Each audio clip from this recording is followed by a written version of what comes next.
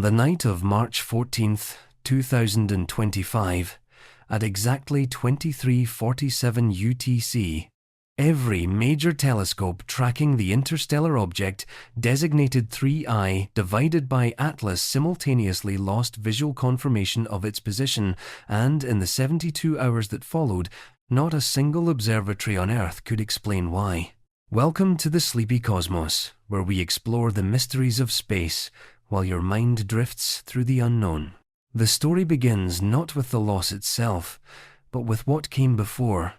Because to understand why the disappearance matters, you need to understand what 3I divided by Atlas represented to the astronomical community, and why its trajectory through our solar system had become the most closely monitored celestial event since Oumuamua passed through in 2017.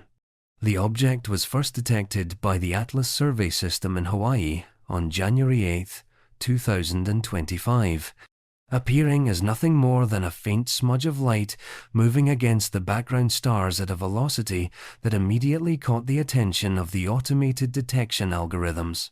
Within 6 hours of its discovery, preliminary orbital calculations confirmed what the software had flagged, that this was no ordinary comet or asteroid bound to our sun's gravity, but another visitor from the vast darkness between stars, only the third confirmed interstellar object ever detected entering our solar system. The designation 3I indicated its status as the third interstellar object, following 1I divided by Oumuamua and 2I divided by Borisov, and Atlas simply referenced the survey system that found it.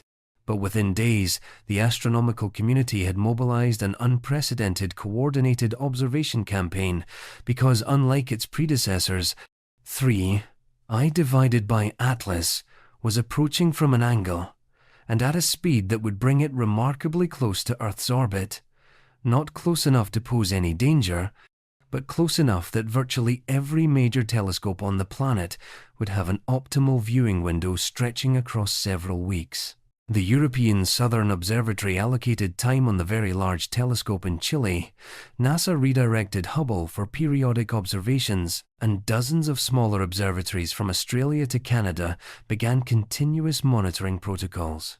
The object itself appeared unremarkable in those early observations, roughly ellipsoidal in shape with dimensions estimated at approximately 400 meters along its longest axis, tumbling slowly through space with a rotation period calculated at around 8.3 hours, and showing a spectral signature consistent with carbonaceous material mixed with water ice, exactly what you would expect from a comet originating in another star system's Oort cloud equivalent. But there were subtleties in the data from the very beginning that should have served as warnings, small anomalies that individual researchers noted in their observation logs, but that didn't seem significant enough to raise alarms across the broader community. Dr. Sarah Chen at the Keck Observatory in Hawaii recorded in her notes from January 15th that the object's brightness seemed to fluctuate in ways that didn't perfectly match its calculated rotation period, suggesting either an irregular shape, more complex than initial models predicted, or possibly some kind of asymmetric outgassing as solar radiation began to heat its surface. 3 days later, a team using the Arecibo successor facility in Puerto Rico attempted radar observations and reported unusually low return signals, far weaker than the object's estimated size and composition should have produced, as if the surface was absorbing rather than reflecting the radar pulses. Though this finding was noted with uncertainty because the object was still quite distant and at the edge of the radar system's effective range. By early February, as 3I divided by Atlas crossed the orbit of Mars and continued its inward trajectory, the observation data had accumulated into a substantial dataset that revealed an object behaving mostly as expected, but with those persistent small deviations that frustrated attempts to build a perfect predictive model. The tumbling rotation showed micro-variations, speeding up and slowing down by fractions of a second, in ways that outgassing jets could potentially explain, but that seemed oddly regular, almost rhythmic.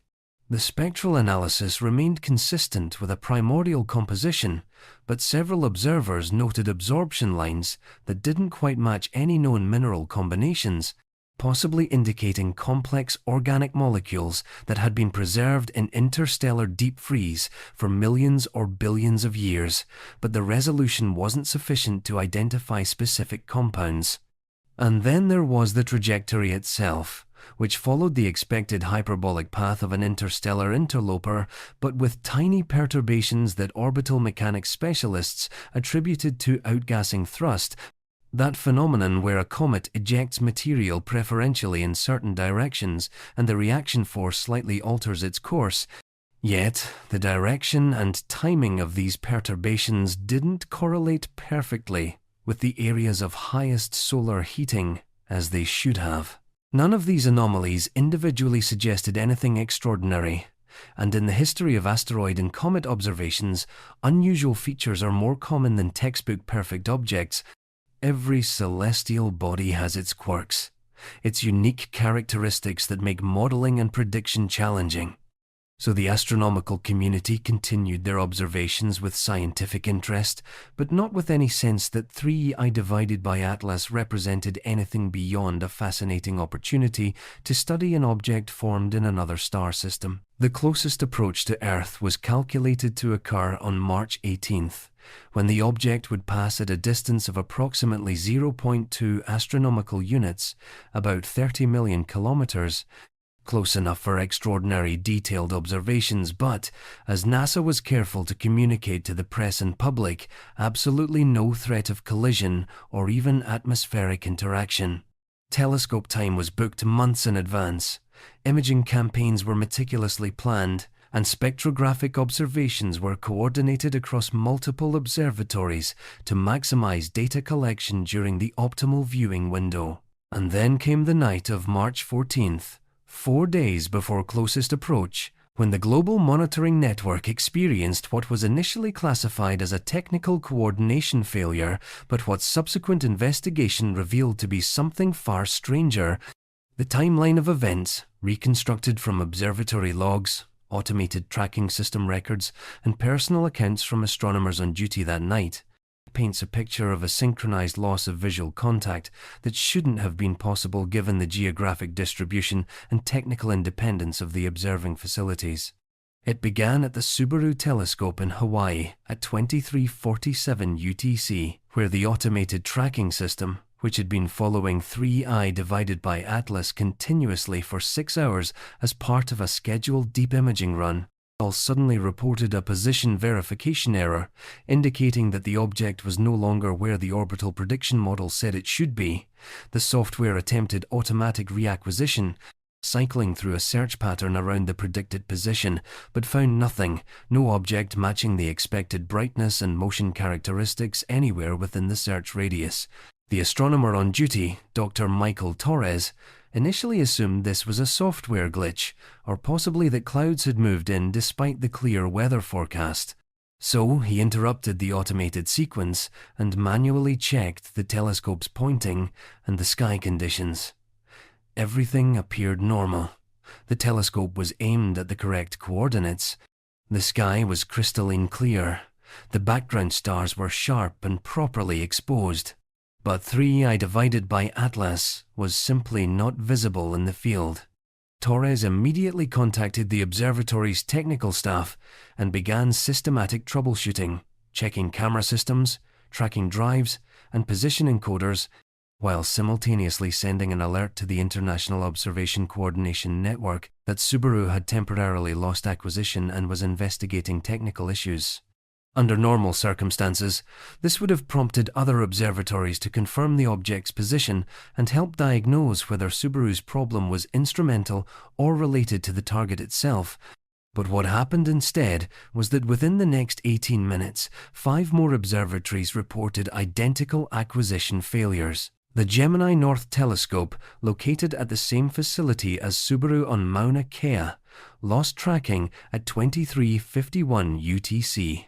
The Anglo-Australian Telescope in New South Wales, where it was mid-afternoon, and 3I divided by Atlas was well positioned in their sky, reported loss of visual contact at 2358 UTC. The South African Astronomical Observatory's telescope array, experienced simultaneous acquisition failure across 3 instruments at 02 UTC. The William Herschel telescope in the Canary Islands, just beginning their evening observation session, could not locate the object at its predicted position at 04 UTC. And the Magellan telescopes in Chile, operating in optimal dark sky conditions, reported that 3I divided by Atlas had vanished from their tracking cameras at 05 UTC. Within 20 minutes, the global network had gone from routine coordinated observations of a well-characterized object to a complete system-wide failure to maintain visual contact, and the growing realization among the astronomers communicating through emergency channels was that this couldn't be a coincidence, couldn't be a cascade of independent technical failures, couldn't be weather or pointing errors, because the observatories were scattered across the globe, using different telescope designs, different tracking software, different imaging systems, all reporting the same phenomenon: the object wasn't where it should be. The immediate response was to check every possible mundane explanation before allowing speculation about extraordinary causes. Orbital mechanics specialists recalculated the trajectory using the most recent position measurements taken hours earlier, confirming that unless the object had suddenly accelerated or changed direction by a magnitude never observed in any comet or asteroid, it should still be exactly where the prediction models placed it. Communication networks were checked for potential cyber attacks or coordinated system failures that might have corrupted the tracking coordinates being distributed to observatories, but the networks were functioning normally, and each facility's independent orbital calculations all agreed on where 3I divided by Atlas should be visible. Weather satellite data was pulled for every observation site, confirming clear skies at all locations. The possibility of a major database error that had somehow corrupted the object's orbital parameters was investigated and ruled out when examination of the raw observation data from earlier in the day showed consistent measurements that fed into the same predicted position where the object was now absent. By 1:30 UTC, roughly 2 hours after the initial loss of contact, the Coordination Center at the International Astronomical Union's Minor Planet Center had logged reports from 17 observatories across 6 continents, all confirming inability to locate 3I divided by Atlas at its predicted position, and the working hypothesis had shifted from technical failure to the possibility that the object itself had undergone some kind of dramatic change. Perhaps a catastrophic fragmentation event had broken it into pieces too small to detect, though this seemed unlikely given that such events typically leave behind expanding debris clouds that would still be visible, or perhaps the object had experienced a massive outgassing event that had thrust it significantly off course, though the delta-V required to move it outside the search radius of so many observatories in such a short time would require expelling a substantial fraction of its total mass in a highly directional jet, something unprecedented for an object of this type. Some astronomers suggested the possibility of occultation by an uncharted dark object passing between Earth and 3I divided by Atlas, but the probability of such a precisely timed and positioned occultation affecting global observations simultaneously was effectively zero. And besides, the background stars remained visible, so whatever was blocking or removing 3I divided by Atlas from view was specific to that object alone. As the night progressed and observatories in different time zones picked up their scheduled observation sessions, only to report continued inability to acquire the target, the situation evolved from an urgent technical mystery into something that began to feel genuinely unsettling to the astronomers involved, because objects in space don't simply vanish. They follow predictable paths, governed by gravity and momentum, and even if something catastrophic happens to them, the pieces remain visible, remain trackable, remain subject to the same physical laws that had allowed precise prediction of every asteroid, comet, and space debris object ever observed. The silence on the emergency communication channels during those early morning hours reflected not just the concentration of dozens of astronomers and technicians working their respective problems, but a growing unease about what they might be witnessing, a reluctance to voice the questions forming in everyone's minds because those questions led to implications that seemed to belong more to science fiction than to the rational world of observational astronomy. Dr. Rebecca Okonkwo, who was coordinating the response from the Minor Planet Center in Massachusetts, later described in an interview the strange atmosphere in the operations room as reports continued to arrive through the night, saying that the professional astronomers and orbital mechanics specialists she was working with maintained their scientific composure and methodical troubleshooting approach. But there was an underlying current of something she described as cognitive dissonance. The feeling of watching reality behave in a way that contradicted everything their training and experience told them was possible. And the periodic moments when someone would stop working, look up at the screens displaying the empty fields where 3I divided by Atlas should have been, and you could see them mentally running through the possibilities again, trying to find the explanation they might have missed. The mood wasn't panic or excitement, she said, but rather a kind of deep professional unease. The sense that they were observing something important, possibly historic, but that they lacked the framework to understand or even properly describe what they were seeing. By dawn on March 15th, as observatories in the Western Hemisphere concluded their observation sessions and Eastern Hemisphere facilities prepared to begin theirs, the status remained unchanged. No visual contact with 3I divided by Atlas, no debris field, no explanation that satisfied the physical constraints of the situation.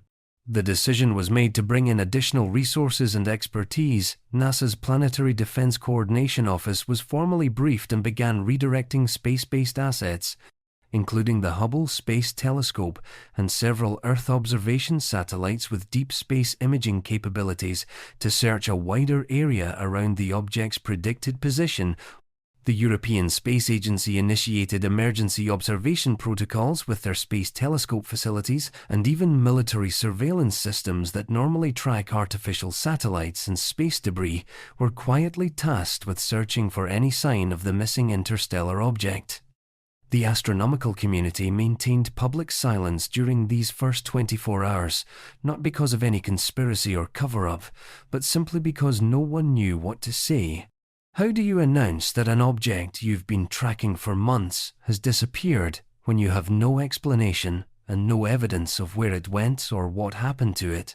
The standard practice in such situations is to investigate thoroughly before making public statements, to avoid spreading confusion or misinformation, and so the various observatories and coordination centers agreed to continue their search and analysis before releasing any official communications. But information has a way of leaking, particularly when dozens of facilities and hundreds of personnel are involved, and by the afternoon of March 15th, posts had begun appearing on astronomical forums and social media from amateur astronomers and observatory staff asking whether others had experienced problems tracking 3I divided by Atlas.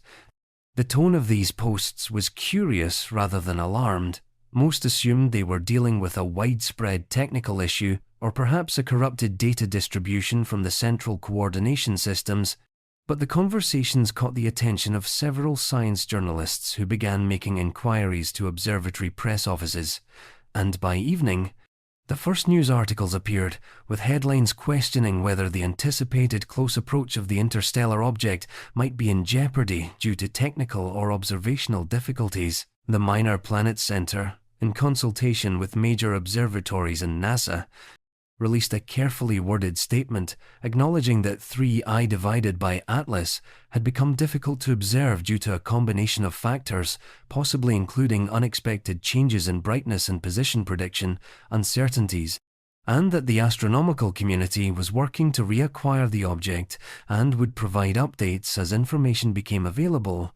The statement was factually accurate in the sense that everything it said was true, but it was deliberately vague about the extent and strangeness of the situation, buying time for investigation without causing public alarm. What the public statement didn't mention, because the data was still being analysed and verified, was that several observatories had detected something unusual in the hours leading up to the loss of visual contact, something that only became apparent when researchers began carefully examining the archived images and sensor logs from the period immediately before 2347 UTC on March 14th.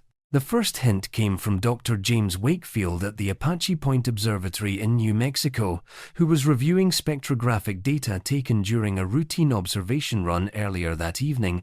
The spectral analysis showed the expected absorption and emission lines consistent with 3I divided by Atlas's composition, but in the final 3 minutes of the observation, beginning at approximately 23:44 UTC, there was a subtle shift in one of the hydrogen emission lines, a gradual redshift that suggested the object was beginning to accelerate away from Earth at an increasing rate, except that the shift was far too smooth and regular to be explained by any natural outgassing process which produces irregular, pulsing thrust.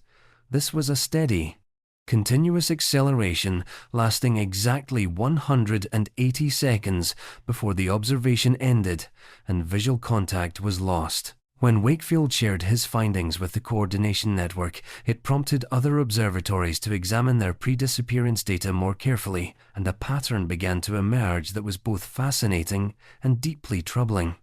The Very Large Telescope in Chile had been conducting photometric monitoring, essentially measuring the object's brightness variations, and their data showed that starting at 23:43 UTC, the brightness began to decrease gradually but steadily, not the irregular dimming you would expect if the object was tumbling and presenting different surface areas, but a smooth exponential decline, as if the object was receding into the distance faster than orbital mechanics predicted. The brightness dropped by approximately 15% over 4 minutes before contact was lost. The radio telescope array at Parkes Observatory in Australia had been conducting passive observations, listening for any electromagnetic emissions from the object, and while they hadn't detected any obvious signals, when they went back and examined the noise floor in their receivers during the critical time period, they found a brief anomaly, a subtle increase in broadband radio noise centered on the object's position, lasting from 23:45 to 23:47 UTC. As if something had briefly activated a source of radio frequency energy before going silent. Perhaps most intriguingly, a team at the Keck Observatory had been running an experimental observation protocol using adaptive optics to achieve extremely high-resolution imaging, trying to resolve surface features on 3I divided by Atlas during its close approach, and their data from 2340 to 2347 UTC captured something that defied easy interpretation. The object appeared to develop a faint, diffuse halo in the final minutes of observation. Not the bright coma typical of cometary outgassing, but a subtle, nearly uniform glow extending several arc seconds around the object. The spectral characteristics of this glow were unusual, showing a continuum emission that didn't match any standard thermal or reflected light signature, and then in the final frame captured before contact was lost, the halo seemed to intensify briefly before the entire object, both the core and the surrounding glow, simply wasn't there in the next exposure taken 30 seconds later. These findings, compiled and circulated among a restricted group of senior researchers during March 15th and 16th, painted a picture of an object that, in the final minutes before disappearing, had exhibited behavior inconsistent with any known natural phenomenon affecting asteroids, comets, or space debris. The smooth acceleration, the uniform brightness decline, the radio emissions, and the anomalous optical halo all suggested some kind of controlled or at least highly organized process rather than the chaotic effects of fragmentation or catastrophic outgassing. The implications were obvious, but almost impossible to voice in the conservative culture of professional astronomy, where careers can be damaged by premature speculation and where the history of the field is littered with examples of unusual observations that eventually received mundane explanations.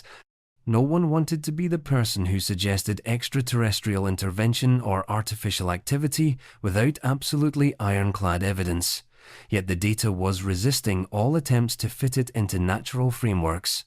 Dr. Elena Vasquez, a planetary scientist at MIT who had been part of the orbital mechanics team analyzing 3I divided by Atlas since its discovery, participated in a series of emergency teleconferences on March 16th, where various scenarios were debated with increasing frustration. She later shared her notes from these meetings, and they reveal the difficulty researchers faced in trying to maintain scientific objectivity while confronting data that seemed to violate their understanding of how interstellar objects should behave. One hypothesis discussed was that 3I divided by Atlas might have been a loosely bound rubble pile that experienced sudden disaggregation, essentially falling apart into a cloud of small fragments that individually fell below detection threshold, but this couldn't explain the smooth acceleration and controlled appearance of the pre-disappearance behavior. Another idea was that the object possessed an extremely high albedo surface on one side that had been hidden by its rotation until the final moments, and when that surface rotated into view and was illuminated by the sun, the radiation pressure on that reflective surface provided thrust that rapidly accelerated the object off course. But calculations showed this would require an impossibly perfect mirror surface and still wouldn't account for the radio emissions or optical halo. The possibility that 3I divided by Atlas was something other than a natural object, that it might be artificial or at least influenced by artificial means, was discussed in carefully hedged terms, with participants using phrases like, "if we allow for non-natural explanations," and setting aside conventional assumptions about interstellar objects, because explicitly saying alien spacecraft or extraterrestrial technology felt absurd despite the data in front of them, and besides, the evidence, while strange, wasn't conclusive proof of anything beyond the fact that current models couldn't explain what happened. The scientific method demands extraordinary evidence for extraordinary claims, and what they had was one very unusual disappearance with some anomalous pre-event signatures that could potentially have mundane explanations if only someone could figure out what those explanations were. The consensus from these teleconferences was to continue searching, to analyze every scrap of data from every sensor that had been pointed at 3I divided by Atlas, and to avoid making any public statements that would invite speculation beyond what the evidence firmly supported. Meanwhile, the search efforts intensified as more resources became available, and as the astronomical community grappled with the question of where to look. If 3I divided by Atlas had undergone a course change due to the apparent acceleration detected in the pre-disappearance data, where would it be now? Orbital mechanics specialists calculated dozens of possible trajectories based on different assumptions about the magnitude and direction of the acceleration, creating probability maps that showed potential positions scattered across a broad region of sky. But when observatories searched these areas, they found nothing. Space-based telescopes, with their ability to observe without atmospheric interference and to search in infrared and ultraviolet wavelengths that might reveal a faint or thermally emitting object, scanned systematically through the search zones and came up empty. The James Webb Space Telescope, which had been scheduled for other observations but was redirected for a brief search campaign, used its extraordinary sensitivity to look for any infrared signature that might indicate 3I divided by Atlas or its fragments, but the results were negative. The amateur astronomy community, learning of the difficulties through various channels and news reports, mobilized their own observation efforts. Thousands of amateur telescopes around the world pointed at coordinates distributed through online forums and observation coordination networks, looking for any sign of the missing interstellar visitor. This grassroots effort, while unlikely to succeed where professional facilities had failed given the faintness of the object, represented a remarkable example of public engagement with astronomical mystery, and the participants approached it with a mixture of serious scientific intent and the adventurous spirit of being involved in something potentially historic. But despite the millions of photons collected by this distributed network of observers, no one reported any confirmed sighting of an object matching 3I divided by Atlas's expected characteristics. By March 17th, 72 hours after the initial loss of contact, and 1 day before the predicted closest approach that would now not occur, the situation had evolved from urgent mystery to deepening enigma. The object was simply gone. And while the search continued, the probability of reacquisition was diminishing with each passing hour as potential trajectories diverged and the search volume expanded to cover increasingly large regions of space. The astronomical community found itself in the uncomfortable position of having no good answer to the question that everyone was asking: what happened to 3I divided by Atlas? And the various public statements and press briefings that had been held over those 3 days had grown progressively less confident in tone, shifting from technical difficulties with observation to acknowledging that the object's position was currently unknown and that various scenarios were being investigated. The word "disappeared" was carefully avoided in official communications because it carried implications that the investigators weren't prepared to endorse. But journalists and public commentators had no such restraints, and news coverage increasingly framed the story as a genuine disappearance of an interstellar object, with all the mystery and speculation that implied. The data from those final minutes before contact was lost had been thoroughly analyzed by this point, and while different research groups emphasized different aspects of the anomalies, a working picture had emerged that could be summarized as follows. At approximately 23:43 UTC on March 14th, 3I divided by Atlas began exhibiting unusual behavior that lasted for 4 minutes and culminated in its disappearance from all observational systems. This behavior included a smooth acceleration inconsistent with natural outgassing, a steady decline in visible brightness suggesting increasing distance, brief but detectable radio emissions from the object's position, and the development of an anomalous optical halo or field effect in the immediate vicinity of the object. At 23:47 UTC, the object was no longer present at its predicted position, and subsequent searches covering wide areas of sky and using multiple wavelengths and detection methods had failed to locate it or any debris field that might result from fragmentation.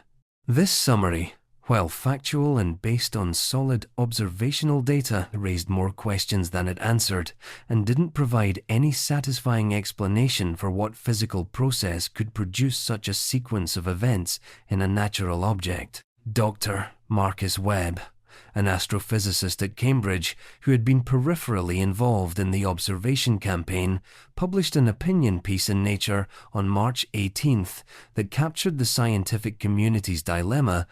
He wrote about the tension between the evidence and the explanatory frameworks available to interpret it, noting that astronomers were trained to find natural explanations for observed phenomena and that the history of astronomy showed countless examples of mysterious observations eventually yielding to conventional physics.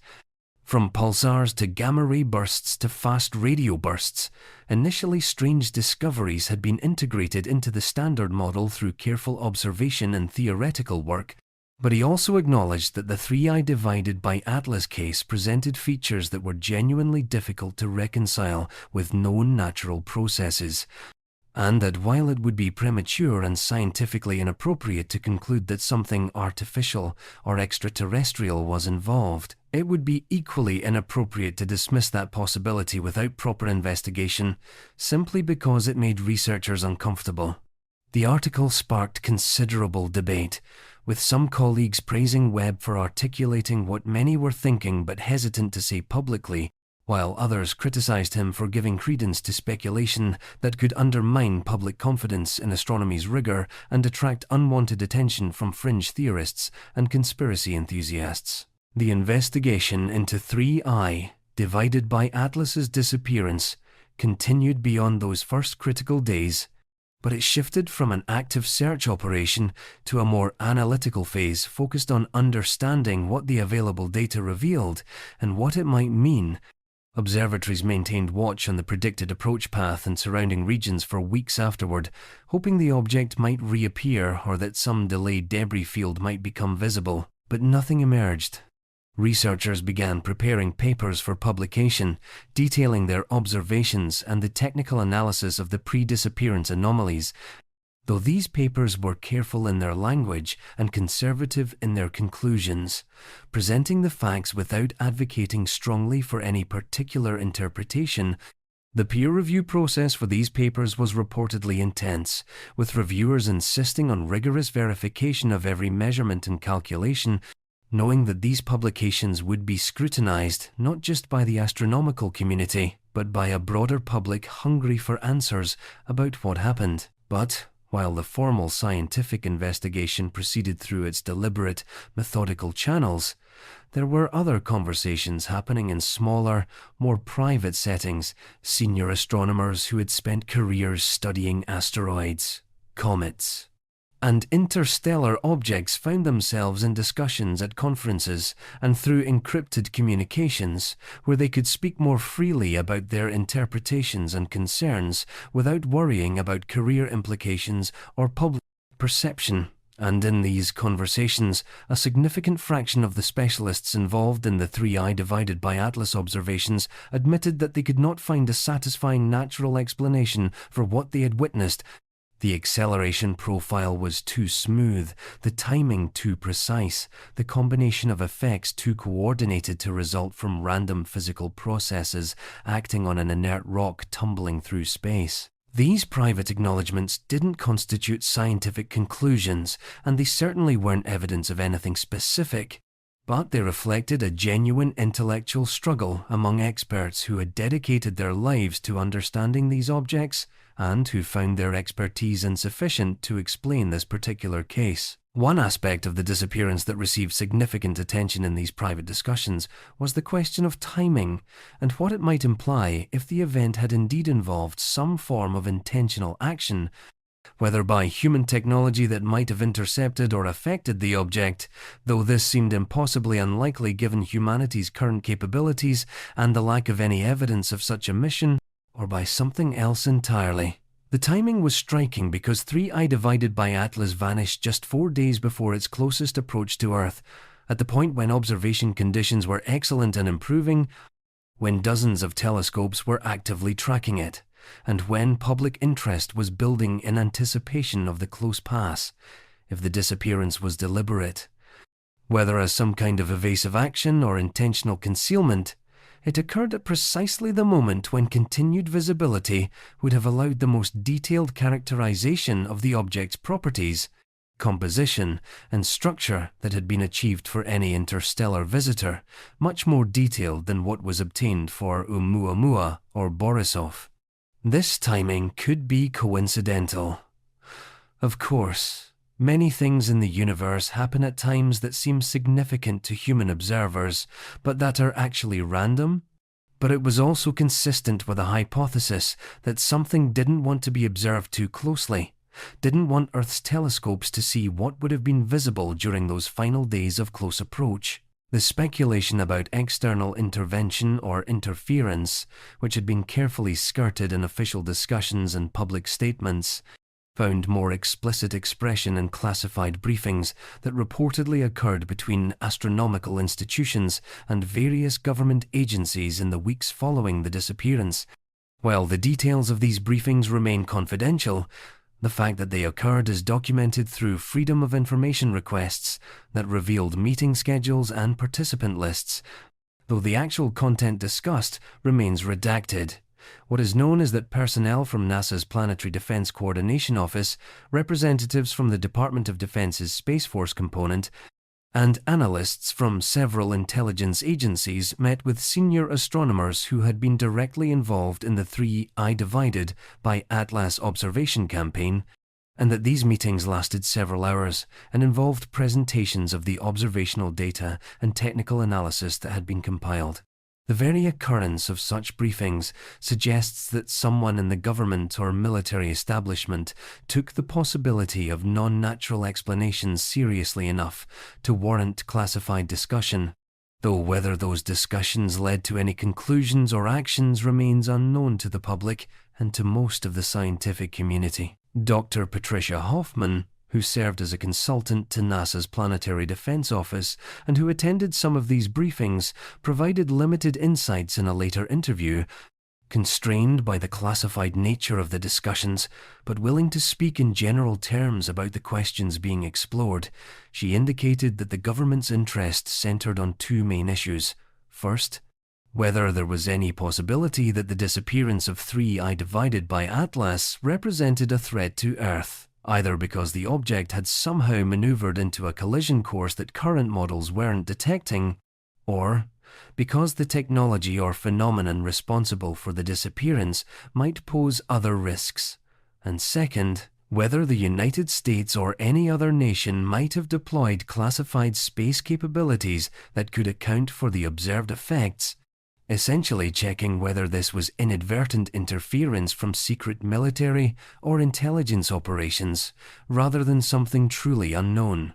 According to Hoffman, the conclusions from these briefings, to the extent she could discuss them, were that no collision threat had been identified and that no known terrestrial technology could explain the observations, though she emphasized that absence of identification isn't the same as proof of anything, and that many aspects of the situation remain genuinely puzzling to both the scientific and government analysts examining it. The interstellar nature of 3I divided by Atlas added layers of significance to its disappearance that wouldn't have been present if the object had been a solar system native, because interstellar objects are time capsules from other stellar environments, formed in the protoplanetary disks around distant stars and then ejected through gravitational interactions to wander the galaxy until chance brings them close to another star system.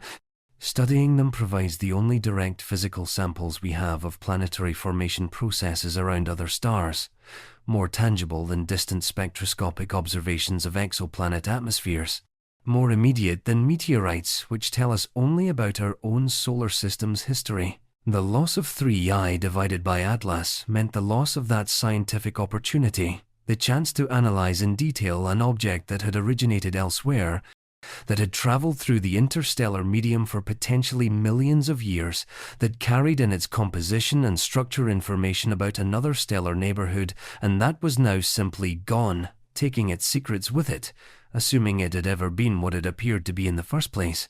The question of what 3I divided by Atlas actually was remained open, because while it had been classified as an interstellar asteroid or comet based on its trajectory and initial observations, the pre-disappearance anomalies forced reconsideration of that classification.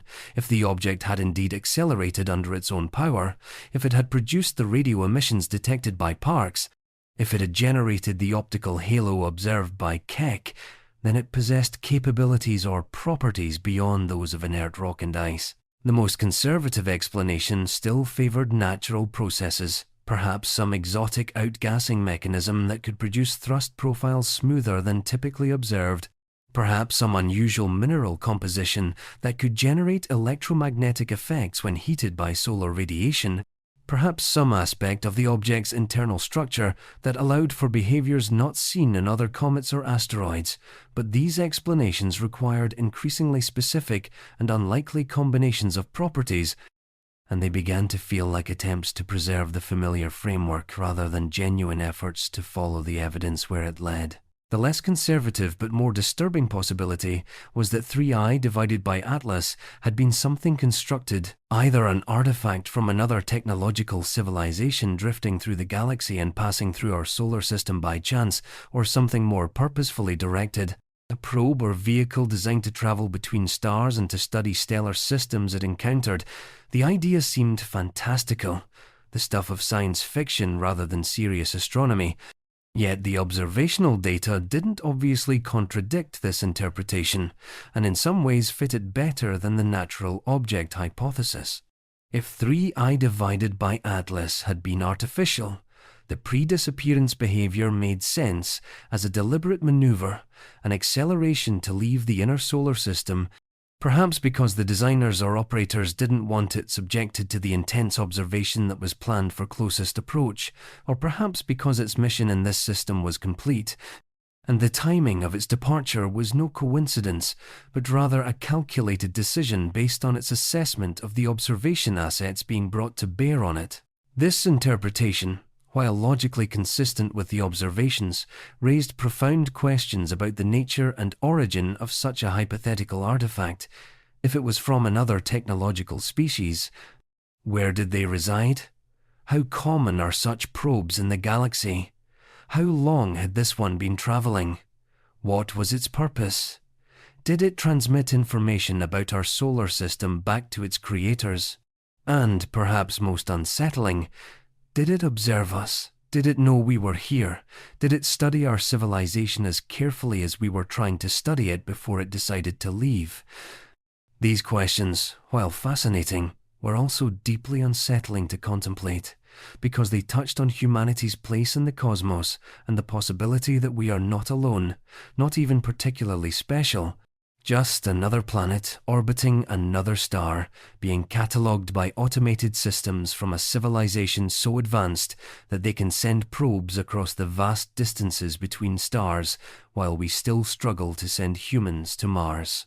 The scientific community's response to these more speculative interpretations was predictably mixed, with most researchers maintaining that extraordinary claims require extraordinary evidence, and that the 3I divided by Atlas data, while unusual, didn't meet the threshold for concluding anything as radical as extraterrestrial technology. The absence of an obvious natural explanation wasn't the same as proof of an artificial one, and jumping to exotic conclusions without exhausting mundane possibilities was poor scientific practice. This position was reasonable and represented the conservative approach that has served science well throughout history, preventing premature acceptance of revolutionary ideas that later prove false, but it also sometimes manifested as active resistance to even considering the non-natural possibilities, a reflexive dismissal that seemed more about protecting the field's reputation than about honestly engaging with the data. Dr. Kevin Martinez, an astrobiologist at the University of Arizona, argued in a paper submitted to the Astrophysical Journal in May 2025 that the scientific community's reluctance to seriously consider the artificial hypothesis for 3I divided by Atlas reflected a kind of cognitive bias rooted in the profound improbability of such an encounter. The galaxy is vast. Stars are separated by light years of empty space. Even if technological civilizations are common, the chances that we would happen to detect one of their probes passing through our solar system in the brief period of human technological development are vanishingly small. Therefore, the prior probability of the artificial hypothesis is so low that it requires overwhelmingly strong evidence to overcome that improbability. And the 3I divided by Atlas data, while strange, doesn't reach that threshold. Martinez's paper was ultimately rejected after review, not because his argument was flawed, but because the reviewers felt it was too speculative and not sufficiently grounded in observational astronomy. But the reasoning he outlined was sound and reflected how many scientists thought about the case. The evidence wasn't strong enough to overcome the prior improbability of the extraordinary explanation, so the mundane explanation must be correct even if we haven't identified it yet. But there was a counter-argument to this position, articulated by Dr. Sarah Chen in a response that circulated informally among researchers, even though it was never formally published. She pointed out that the prior probability argument only works if you know what the prior probabilities actually are. And when it comes to the frequency of technological civilizations and their tendency to send probes through the galaxy, we have essentially no empirical data to base those probabilities on. We're making educated guesses based on extrapolations from what we know about the development of life and technology on Earth, and those guesses could be wildly wrong in either direction. If interstellar probes from various civilizations are actually common, passing through solar systems constantly as part of a galaxy-wide network of exploration and communication that has been operating for millions of years, then the prior probability of detecting one is much higher than the conventional estimates assume, and the 3I divided by Atlas observations might represent exactly the kind of evidence we should expect from such an encounter. Chen's argument didn't prove anything either, but it highlighted the fact that the scientific community's skepticism about the artificial hypothesis rested on assumptions about the universe that were themselves unproven and possibly incorrect.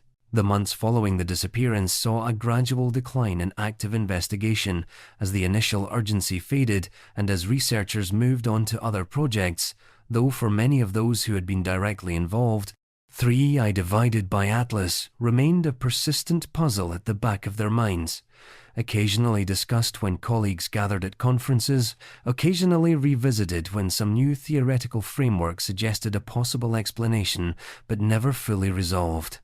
The formal scientific papers analyzing the observations were published in various journals throughout 2025, each contributing a piece to the documented record of what happened, but none providing the definitive explanation that everyone wanted.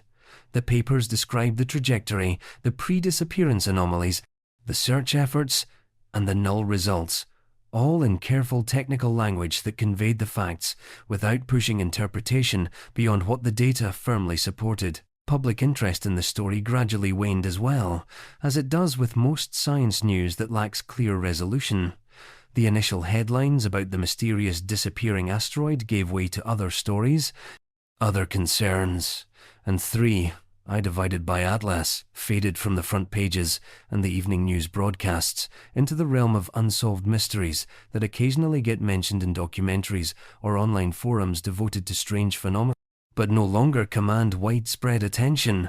For the general public, the story became one of those curiosities. A strange thing that happened, but that didn't directly affect their lives, and that probably had some boring technical explanation that scientists would figure out eventually. Or not. And either way, life goes on. But within certain circles, the disappearance of 3I, divided by Atlas, had a lasting impact that extended beyond the immediate mystery. It prompted discussions about how the astronomical community should approach future interstellar objects. What observation protocols should be in place, what contingencies should be planned for unusual behavior, how to balance scientific curiosity with caution if there's any possibility that these objects might be something other than passive rocks. It also influenced thinking about the search for extraterrestrial intelligence, because if 3I divided by Atlas was artificial, it suggested that SETI might be looking in the wrong places or using the wrong methods. Listening for radio signals from distant star systems when perhaps the evidence of other civilizations is right here in our solar system, passing through in the form of probes that look enough like natural objects to avoid immediate detection, but that reveal their true nature only under close observation, and even then, only to observers who are willing to consider the possibility of what they're really seeing. Some researchers began advocating for more aggressive observation campaigns targeting interstellar objects, using the lesson of 3I divided by Atlas to argue that these rare visitors deserved maximum effort and resources during their brief time in our solar system, because, whatever they are, natural or artificial, they represent opportunities that won't come again. Once they pass through and leave, they're gone forever, taking their information with them. Proposals were drafted for dedicated telescope networks that would monitor known or suspected interstellar object trajectories continuously, for space missions that could launch on short notice to rendezvous with and study these objects up close, for international coordination protocols that would ensure no observation opportunity was missed due to lack of communication or resource allocation. These proposals met with varying degrees of support from funding agencies and scientific institutions, some of which saw the value in being prepared for the next 3I divided by Atlas, while others viewed the whole thing as overreaction to a single anomalous event that probably had a mundane explanation if anyone could figure it out. The question of what would constitute definitive proof of artificial origin for an interstellar object became a topic of serious discussion in both scientific literature and classified settings. because the 3I divided by Atlas case had shown that even relatively dramatic anomalies could be ambiguous, could be explained away, or at least questioned. So what would it take to be certain? Presumably an object that transmitted clearly artificial signals, that displayed obviously technological structures, that responded to communication attempts. These would be unambiguous. But what about more subtle cases? What about objects that showed engineering but no active communication? What about objects that seemed too perfect, too optimized in their design to be natural, but that didn't display any obvious artificial activity? The development of criteria for identifying artificial objects became a small cottage industry in academic astrobiology and SETI research, with papers proposing various metrics and signatures that might distinguish technology from nature. Though the discussions often circled back to the uncomfortable conclusion that sufficiently advanced technology might be indistinguishable from natural phenomena, might deliberately mimic natural objects to avoid detection, and might only reveal itself to observers who met some unknown criteria for readiness or worthiness. In October 2025, 7 months after the disappearance, a team at the European Southern Observatory announced that they had detected another interstellar object entering the solar system, designated 4I divided by ESO, and following a trajectory that would bring it through the inner solar system in early 2026. The announcement generated immediate and intense interest, particularly given the still unexplained mystery of 3I divided by Atlas. And there was a sense in the astronomical community that this was an opportunity for redemption, a chance to do everything right this time, to observe thoroughly, to be prepared for anything unusual, to not lose track of the target. The observation campaign for 4I divided by ESO was planned with unprecedented care and redundancy, multiple telescopes assigned to maintain continuous coverage, backup systems for every critical function, coordination protocols that included regular cross-checks between facilities to ensure everyone was seeing the same thing. It was as if the entire field had developed a kind of post-traumatic vigilance about interstellar objects, determined not to be surprised again. But 4I divided by ESO turned out to be remarkably ordinary. It followed its predicted trajectory precisely, showed no unusual acceleration or brightness variations beyond those expected from normal rotation and solar heating, displayed a spectral signature consistent with common carbonaceous chondrite material, and passed through the inner solar system without incident, providing excellent observation opportunities and valuable scientific data about interstellar object composition and structure, but no mysteries, no anomalies, no disappearing acts. The success of the 4I divided by ESO campaign was satisfying from a scientific standpoint, proving that the observation networks and protocols developed in response to 3I divided by Atlas were effective. But it also left researchers wondering whether 3I divided by Atlas had been a unique case, something genuinely different from normal interstellar objects, or whether it had just been incredibly unlucky timing combined with technical issues that created the appearance of something mysterious.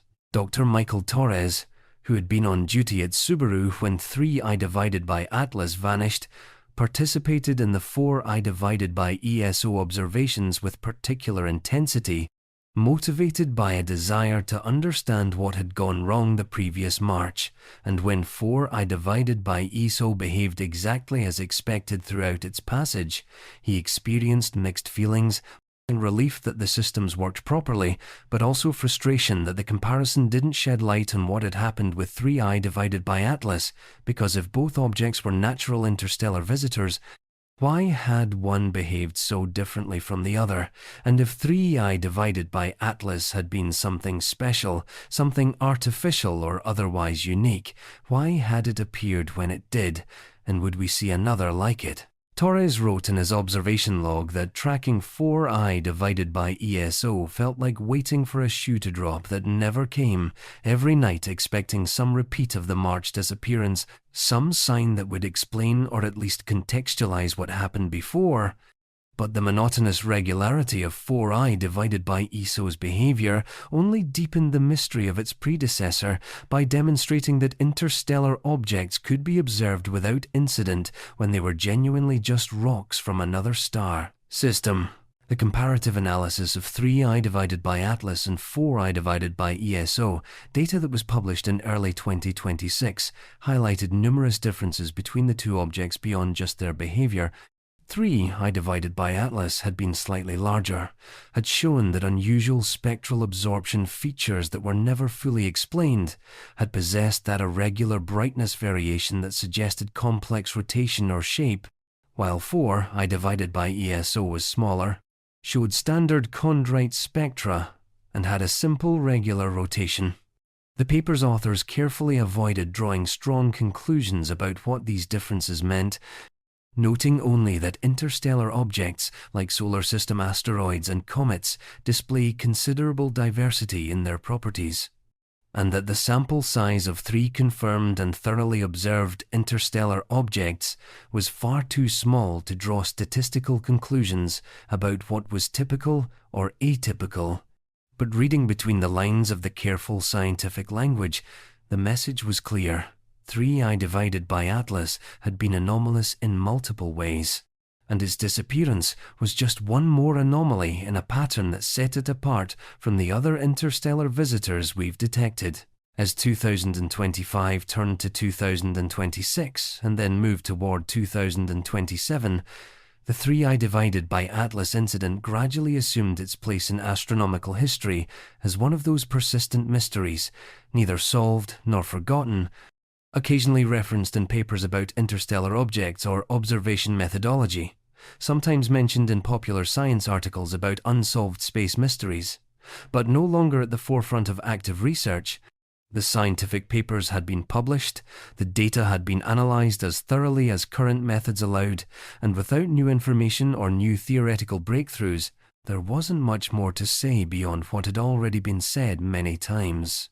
For some of the astronomers who'd been most deeply involved, this lack of closure was professionally frustrating but also personally haunting, because they had witnessed something genuinely strange, something that didn't fit into the neat categories that their education and experience had provided, and they carried that experience with them, coloring how they thought about other observations, other objects, other mysteries in the cosmos. The possibility that 3I divided by Atlas might return someday, that its trajectory might bring it back through our solar system in the distant future, provided a kind of cold comfort to those who wanted answers, because while the object was gone for now, if it was following a periodic orbit around the galaxy, or even just a very long elliptical path, it might eventually pass through this region of space again, perhaps hundreds of thousands or millions of years from now, long after everyone currently alive has died and been forgotten, but perhaps to be detected and observed by whatever civilization or descendant species occupies Earth at that time, if any.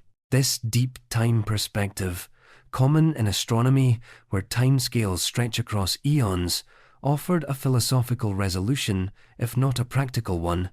The mystery wasn't solved for us, but might be solved for someone else someday, or might remain forever unsolved, which is also acceptable in a universe that owes us no explanations. But there's another timeline worth considering, one where the mystery of 3I divided by Atlas's disappearance does eventually find resolution in a way that few anticipated in those immediate months after the event. Imagine a scenario several years or decades in the future where humanity's space exploration capabilities have advanced significantly, where we've developed faster spacecraft, better sensors, more sophisticated methods for tracking and studying objects throughout the solar system and beyond, and where systematic mapping of interstellar trajectories has become routine rather than exceptional. In this hypothetical future, perhaps someone notices a pattern, other objects disappearing from observation at critical moments, or perhaps anomalous acceleration signatures detected in multiple interstellar visitors that suggest they're not passive rocks, but something more active, more purposeful, Or perhaps we develop the technology to detect and track objects far beyond the inner solar system, in the outer reaches where the sun's light fades and where anything moving through that darkness would be nearly impossible to observe with current capabilities.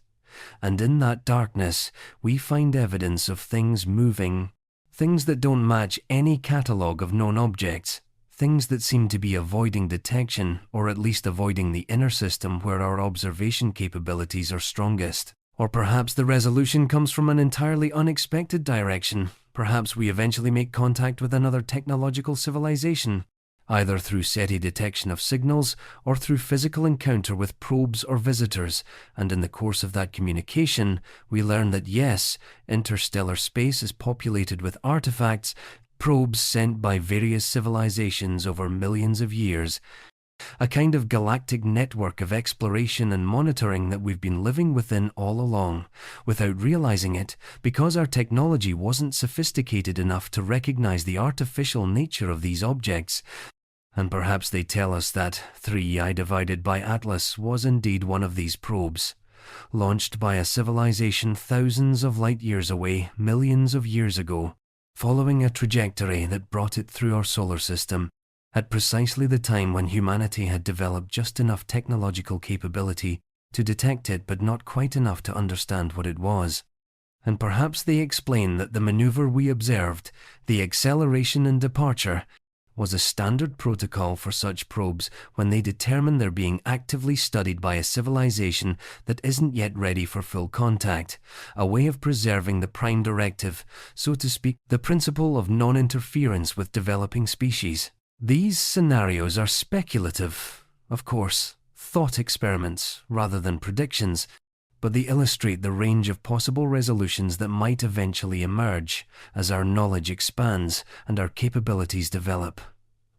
The story of 3I divided by Atlas may not be complete, may just be the first chapter in a longer narrative that unfolds over decades or centuries as we learn more about what's actually out there in the space between stars, and whether we're alone in our exploration of it, or whether we're latecomers to a cosmos that's already been extensively mapped and studied by others who got here long before us. For now, though, in this present moment, the mystery remains.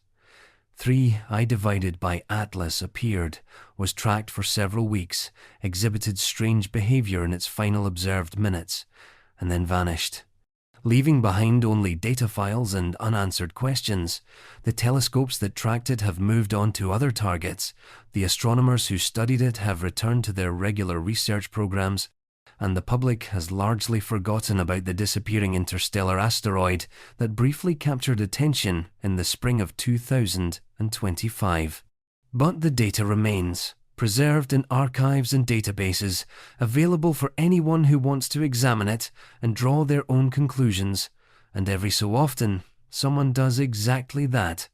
A graduate student looking for an interesting thesis topic, or a veteran researcher with a new analytical technique they want to test, or an amateur astronomer with too much time and curiosity, and they dive into the 3I divided by Atlas data, looking for the detail that everyone else might have missed, the pattern that could explain everything, and sometimes they find interesting things, new ways of interpreting the observations, new possible explanations for the anomalies, but never that definitive answer that would close the case conclusively. The psychology of mystery is fascinating in scientific contexts, because science prides itself on methodology, on systematic investigation and logical reasoning that eventually penetrates every unknown and reveals the underlying truth. Yet the history of science is also full of persistent mysteries, things that resist explanation for years or decades or even longer, until finally some breakthrough in theory or observation or technology provides the key that unlocks understanding. But sometimes that key never comes. Sometimes mysteries remain unsolved indefinitely, and scientists have to learn to live with that uncertainty, to accept that some questions might not have answers available with current knowledge, or might not have answers at all, because the phenomena are too complex, or too unique, or simply inaccessible to our methods of investigation. The 3I divided by Atlas case tests this aspect of scientific psychology because it's a mystery with hard data, with reproducible observations from multiple independent facilities, with clear anomalies that resist conventional explanation, yet it doesn't yield to analysis, doesn't fit into existing frameworks, and doesn't provide enough information to build new frameworks with confidence. Some researchers cope with this by relegating 3I divided by Atlas to the category of interesting anomalies that might eventually be explained, but that aren't worth extensive continued investigation given limited time and resources. They acknowledge the strangeness, but move on to questions where progress seems more achievable. This is a practical approach, and probably the right one for most working scientists who need to publish papers and advance their careers and can't afford to spend years chasing a mystery that might never resolve. But others become somewhat obsessed with 3I divided by Atlas, returning to it repeatedly in their thinking, analyzing the data from every conceivable angle, proposing new observation strategies that might shed light on what happened, maintaining vigilance for any new interstellar object that might show similar behavior. Because for them, the mystery represents something profound, a crack in the edifice of understanding, a hint that reality might be more complex or more populated than mainstream science acknowledges, and they can't let it go, can't accept that the question might remain forever unanswered. Dr. Rebecca Okonkwo, who coordinated much of the response during those first critical hours and days, has spoken at several conferences about her experience and what it taught her about the nature of astronomical observation and the assumptions that underlie it. She describes how the incident forced her to confront the fact that astronomers operate under an implicit assumption that the universe is basically comprehensible, that given enough data and analysis, any observation can eventually be fit into a coherent physical framework. But 3I divided by Atlas challenged that assumption by presenting a case where the data seemed clear but the explanation remained elusive, where conventional physics could account for some aspects but not others, where natural processes seemed insufficient but artificial explanations seemed implausible. She argues that the field needs to develop better frameworks for dealing with ambiguous observations, for maintaining scientific rigor while also remaining open to possibilities that lie outside current paradigms, for avoiding both premature dismissal of anomalies and premature acceptance of extraordinary claims. This methodological question, how to investigate phenomena that don't fit existing categories, is particularly relevant as astronomical capabilities continue to expand, as telescopes become more sensitive and surveys become more comprehensive and detection of faint objects becomes routine. We're likely to encounter more anomalies, more objects or events that challenge conventional understanding, some of which will eventually be explained through better observation or theoretical development, but some of which might represent genuinely new categories of phenomena, whether natural processes we haven't yet identified, or, possibly, evidence of technology from other civilizations that we're finally becoming capable of detecting. The 3I divided by Atlas case provides a kind of test run for how the scientific community handles such situations, and the review is mixed. The response was generally professional and thorough in terms of observation and data collection, but perhaps less effective in terms of interpretation and communication, with a tendency toward either excessive caution that avoided engaging with the more radical possibilities, or excessive speculation that outran the evidence. Finding the right balance remains a challenge. The public communication aspect of the 3I divided by Atlas case also offers lessons for how to discuss scientific mysteries without either generating unwarranted alarm or feeding conspiracy theories. The initial vague statements from observatories and coordination centers in those first days were probably necessary given the genuine uncertainty about what was happening, but they created an information vacuum that allowed speculation to flourish, and the subsequent more detailed but still carefully hedged explanations of the situation never quite satisfied the public appetite for clear answers, because there weren't any clear answers to provide. Some science communicators argued that the astronomical community should have been more upfront about the genuinely mysterious nature of the disappearance, That acknowledging uncertainty and admitting when something doesn't make sense is actually better for public trust in science than trying to maintain an appearance of having everything under control, while others contended that the field was right to be cautious, that the public tends to misinterpret scientific uncertainty as evidence of cover-ups or conspiracies, and that protecting the credibility of astronomy required avoiding sensationalism, even when the observations were genuinely sensational. This tension between transparency and caution is particularly acute when dealing with phenomena that might relate to extraterrestrial intelligence, because that topic carries so much cultural baggage, so many preconceptions and emotional reactions, that purely scientific discussion becomes difficult once the possibility is raised publicly. The 3I divided by Atlas case never quite reached the point of mainstream discussion about alien probes, partly because the evidence, while strange, wasn't quite compelling enough to force that conversation, and partly because the astronomical community actively avoided framing things in those terms. But the possibility hung in the air, implicit in the observations even if rarely voiced explicitly, and that unstated possibility colored how the story was received and discussed in both scientific and public forums. If we step back and consider the broader implications of the 3I divided by Atlas incident, regardless of what the object actually was or what caused its disappearance, it highlights humanity's position at an interesting threshold in our relationship with the cosmos. We've developed the capability to detect and track objects throughout the solar system, and even interstellar visitors passing through.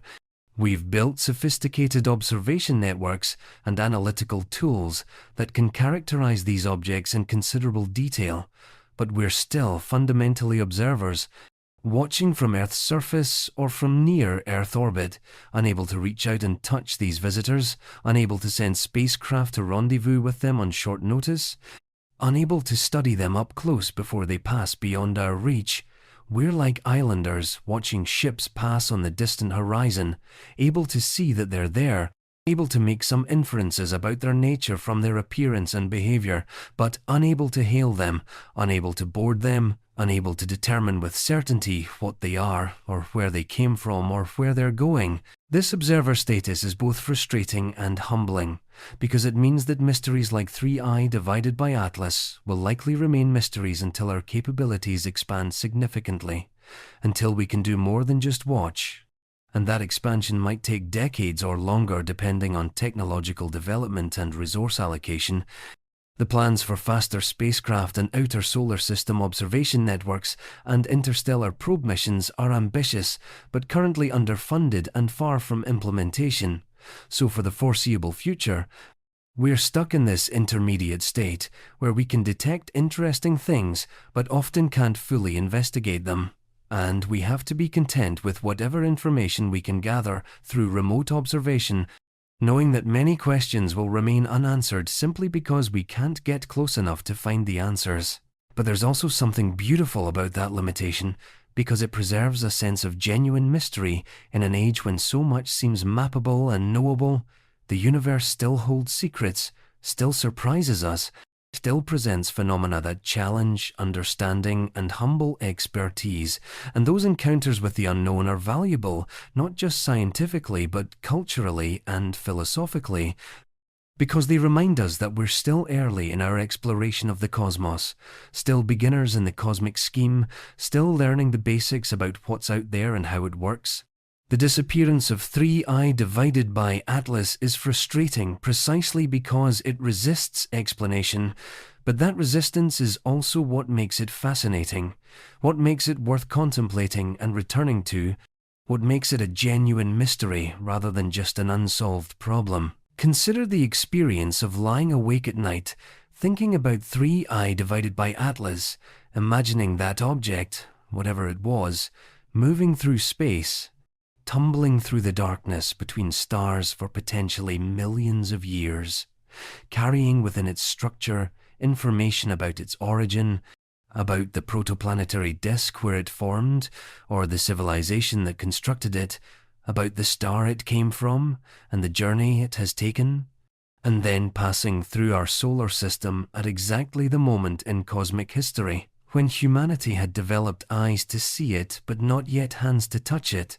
being observed for a few short weeks by creatures who evolved on one particular planet orbiting one particular star, creatures who built telescopes and detectors and orbital mechanics models, and who tried their best to understand what they were seeing, and then leaving again, accelerating away or vanishing or simply moving beyond detection range, continuing a journey that began long before humans existed and that will continue long after humanity is gone, indifferent to our curiosity, indifferent to our confusion, following whatever trajectory or programming or natural laws governed its motion. That image has a certain cosmic poetry to it, a reminder of scales and timelines that dwarf human concerns. The astronomers who observed 3I divided by Atlas during those weeks in early 2025 were witnesses to something rare, regardless of what it ultimately proves to be. They watched an interstellar visitor pass through our neighborhood of space. They collected photons that had bounced off or been emitted by an object from elsewhere. They recorded in digital form a brief interaction between humanity and something utterly foreign to our experience, and even though the interaction ended mysteriously, even though the story lacks a satisfying conclusion, the fact of the encounter itself is significant. We were there, we were watching, we saw something strange, and we have the data to prove it happened. That matters in the long arc of human exploration and understanding. It's a data point in a vast space of possible observations, a moment that will be referenced and analysed and pondered for years or decades or longer, as part of the ongoing effort to understand what's out there. The search for 3I divided by Atlas continues in a desultory way even now, years after the disappearance. Not as an active campaign with dedicated telescope time, but as an automatic background process. Observation databases are periodically searched for any object matching the predicted characteristics in case it reappears, or in case it was detected elsewhere and not recognized. Orbital mechanics models are occasionally updated with new theoretical approaches to see if any trajectory fits the observations better than previous attempts. And amateur astronomers with time and interest still point their telescopes at coordinates distributed through online forums, hoping to be the one who rediscovers the missing object and solves the mystery. The probability of success in these efforts is low, but the cost is also low, and so the search persists at a minimal level, maintained by those who find the mystery compelling enough to warrant occasional attention. If 3I divided by Atlas never reappears, never provides additional data or explanation, it will eventually fade into astronomical history as one of those persistent, unsolved cases that get mentioned in survey courses and textbooks as examples of observation that challenges interpretation. Future generations of astronomers will study the data as a kind of cautionary tale or intellectual puzzle, trying to understand what their predecessors missed or misinterpreted, or perhaps concluding that the data simply doesn't contain enough information to reach a definitive conclusion and that sometimes uncertainty is unavoidable. That's an unsatisfying endpoint for a mystery that seems so dramatic in the moment, but it's probably the most likely outcome, given the passage of time and the lack of new information. Mysteries don't always resolve, and the universe doesn't care whether we find answers. Yet, the possibility remains, however unlikely, that someday something will change, some new observation will be made, some theoretical breakthrough will occur, some unexpected source of information will emerge that casts the 3I divided by Atlas case in a new light and provides the explanation that has so far eluded researchers. Perhaps future missions to the outer solar system will detect something unexpected that relates to the disappearance. Perhaps advances in telescope technology will allow retrospective analysis of the event with greater precision than was possible initially. Perhaps contact with extraterrestrial intelligence, if it ever occurs, will include discussion of interstellar probes and their protocols, and we'll learn that 3I divided by Atlas was exactly what some suspected. Perhaps the resolution will come from a direction no one has considered yet. from some intersection of observation and theory that doesn't currently exist, but that will seem obvious in retrospect once it's developed. Until then, the mystery persists. The data sits in archives, the papers remain in the literature, the memories linger in the minds of those who were there, and occasionally, someone new discovers the story, reads about the disappearing interstellar object, examines the observation logs and the pre-disappearance anomalies, and experiences that same sense of intrigue and unease that the original observers felt. That feeling of encountering something that doesn't quite fit, that challenges assumptions, that hints at realities beyond current understanding. That transmission of mystery across time, from those who witnessed the event to those who learn about it later, is one way that 3i divided by Atlas continues to matter, continues to influence thinking about interstellar objects and astronomical observation, and the possibility of phenomena that transcend conventional categories. The night sky looks the same as it always has, stars scattered across darkness, planets wandering their predictable paths, galaxies visible as faint smudges through powerful telescopes, but the knowledge that something strange passed through, that 3i divided by Atlas was briefly here and then was gone, adds a layer of meaning to that view, a reminder that the cosmos is more complex than it appears, more populated perhaps than we've yet realized, more full of mysteries than our current understanding can encompass. When astronomers now observe interstellar objects, there's a heightened attention, a readiness for unusual behavior, a memory of that March night when the telescopes lost their target and no one could explain why. That institutional memory will shape how future observations are conducted, how data is analyzed, how anomalies are interpreted. The 3i divided by Atlas incident has become part of the field's collective experience, a reference point for discussing what's possible and what's unexplained. For those outside the astronomical community, for the general public who heard about the disappearing asteroid in passing or not at all, the 3i divided by Atlas story is less immediate, but perhaps more evocative, precisely because it's less constrained by technical details and professional caution. In popular imagination, the story can become what it might actually be, a genuine encounter with something not of this world, a brush with the unknown that ended ambiguously, a reminder that space exploration is not just about understanding natural phenomena, but also about the possibility of discovery that transcends the natural. Finding evidence of other minds, other technologies, other civilizations that share the cosmos with us. Whether 3i divided by Atlas was that kind of discovery, or just a very unusual natural object that happened to disappear under mysterious circumstances, the story captures that sense of possibility, that frontier feeling that comes from confronting questions without easy answers. Sleep comes easier sometimes when thinking about these cosmic mysteries, because they put everyday concerns into perspective. Whatever problems dominate personal or local consciousness, they shrink to insignificance when contemplating objects traveling between stars for millions of years, when imagining the vast scales of space and time that dwarf human experience, when considering that right now, right this moment, there are almost certainly objects moving through the darkness beyond Earth's orbit that we can't see, that we don't know about. Some of them natural debris from the formation of the solar system or fragments ejected from collisions, but possibly others, possibly visitors from elsewhere, possibly probes or artifacts that are studying us even as we struggle to study them. Passing through our system on trajectories we can't predict, serving purposes we can't understand, and occasionally, just occasionally, passing close enough and lingering long enough that we catch a glimpse before they're gone again. That thought could be unsettling. The idea that we're being observed, or at least that our solar system is visited by things we don't control and don't fully comprehend.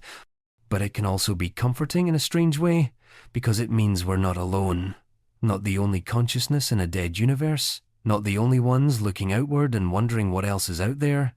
If 3i divided by Atlas was artificial, if it was sent by someone, somewhere, sometime, then that someone represents a kind of cosmic companionship, even if separated by distances and times that make communication impossible.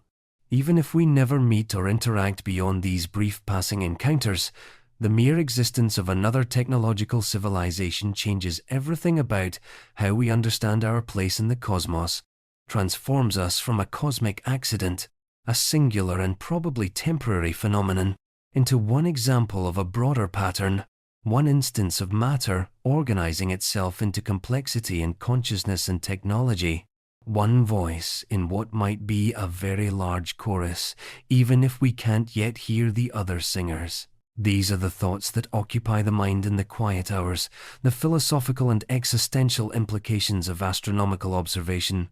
The way that data about trajectories and spectra and brightness variations connects to deeper questions about existence and meaning and humanity's future. The 3I divided by Atlas case invites this kind of contemplation because it lacks closure, because it remains open to interpretation, because it sits at the boundary between what we know and what we imagine. It's a kind of Rorschach test in astronomical form.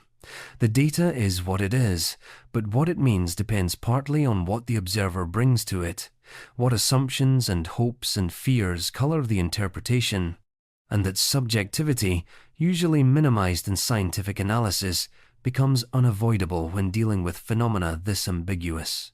Some people find deep meaning in the 3I divided by Atlas story, see it as evidence that humanity is on the cusp of a new era of understanding, that we're finally developing the capability to detect the signs of other civilizations if they exist, and that this incident might be the first of many such encounters that will eventually lead to confirmed contact and everything that implies for human civilization.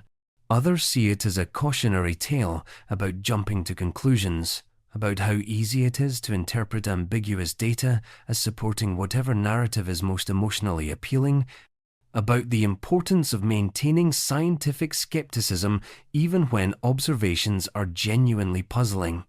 And both perspectives have validity, both capture something true about the situation. The optimists are right that we should remain open to extraordinary possibilities, that the universe might surprise us in ways we can't predict, and the skeptics are right that evidence must meet rigorous standards before we accept revolutionary claims, that extraordinary conclusions require extraordinary proof. Living with that tension, holding both openness and skepticism simultaneously, is cognitively demanding, but it's also the appropriate stance when confronting genuine mystery. Neither certainty nor dismissal serves truth in cases like this. What serves truth is patient investigation, careful analysis, willingness to consider multiple hypotheses, and humility about the limits of current knowledge. The astronomers who dealt with 3I divided by Atlas directly embodied these qualities better than the subsequent public discussion might suggest. They were simultaneously thorough in their observation and cautious in their interpretation, professional in maintaining standards while personal grappling with unsettling possibilities. That combination of rigor and openness is what good science looks like when facing the unknown, and it's what will be needed again when the next ambiguous observation occurs, whether tomorrow or decades from now. The technical details of the 3I divided by Atlas observation and disappearance fill volumes of documentation, observation logs recording every photon collected, spectroscopic data showing the evolution of the object's signature over time, trajectory calculations mapping its path through space with precision limited only by measurement uncertainty, radio telescope records capturing the faint electromagnetic whispers from its position, adaptive optics images resolving details at the limits of atmospheric seeing. All of this data exists, preserved and available, containing within it whatever information can be extracted about what happened. And periodically, researchers return to this data with new analytical techniques, new theoretical frameworks, new questions to ask. Mining the observations for insights that might have been missed in initial analysis, this is how astronomy often works. Data collected for one purpose is later re-examined for another purpose. Observations made decades ago suddenly become relevant when new discoveries provide context, The 3i divided by atlas data will likely continue to be useful for years, even if the mystery itself never resolves, because it represents a high-quality dataset for an interstellar object, and whatever 3i divided by atlas was, it was definitely interstellar, and that alone makes the data valuable for understanding these rare visitors. The psychological impact of the 3i divided by atlas incident on the astronomers most directly involved has been subtle but real. Several have mentioned in conversations and interviews that the experience changed how they think about observability, made them more attentive to anomalies, more willing to consider unusual explanations, more cautious about dismissing reports that don't fit expectations. This might make them better observers, more likely to catch the next unusual phenomenon before it disappears, or it might introduce bias, making them see patterns where none exist, finding mystery in mundane variation. The balance is delicate, and each researcher has to find their own equilibrium between healthy skepticism and productive curiosity. But the fact that the experience provoked this kind of reflection suggests that 3i divided by atlas served a valuable function even beyond its direct scientific contribution. It reminded an entire field that space is full of surprises, that our models and expectations are necessarily incomplete, and that sometimes the universe presents phenomena that don't fit into comfortable categories. Educational use of the 3i divided by atlas case has been interesting to observe. Some instructors use it as an example of how to approach scientific mysteries, teaching students to evaluate evidence rigorously while remaining open to multiple interpretations, using the actual data and analysis as material for exercises in critical thinking and hypothesis testing. Others avoid it because they feel it's too ambiguous, too likely to confuse students who are still learning the basics and who need clear examples where the physics is well understood and the outcomes are definitive. Both approaches have merit, but perhaps the ambiguous cases are actually more educational in some ways, because they teach students that science doesn't always provide immediate answers, that uncertainty is part of the process, and that learning to live with unanswered questions is as important as learning to solve well-defined problems. The amateur astronomer community's engagement with 3i divided by atlas has been passionate and persistent, with online forums and discussion groups maintaining active threads about the case, sharing observations and theories, debating interpretations and possibilities.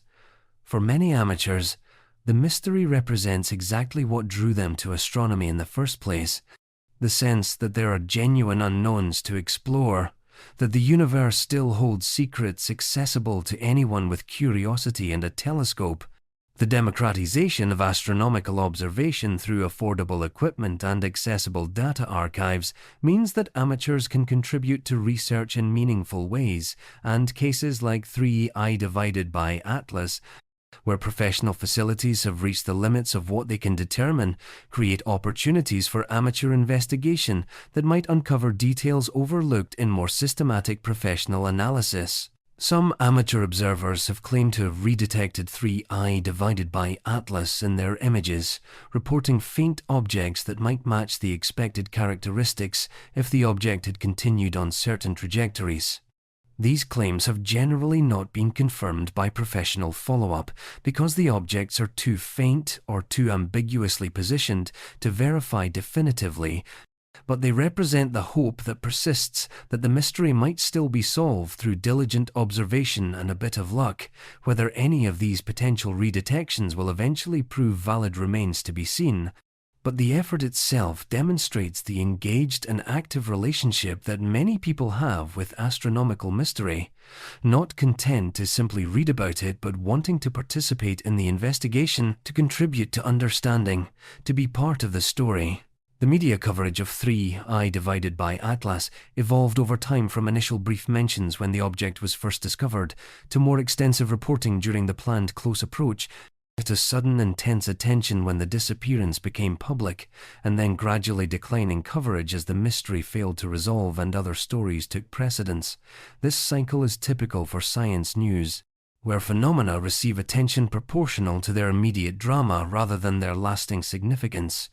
But the 3I divided by Atlas story has shown remarkable persistence compared to most astronomical news, periodically resurfacing in longer-form articles, podcasts discussing unsolved mysteries, documentary segments exploring unexplained phenomena, each iteration introducing the case to new audiences and keeping it alive in public consciousness.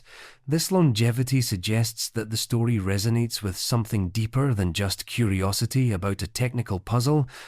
It touches on fundamental questions about what's out there and whether we're alone, and what it would mean to encounter evidence of other intelligence. If we imagine the perspective of a historian in the distant future, looking back at human astronomical observation in the early 21st century, how would the 3I divided by Atlas incident appear?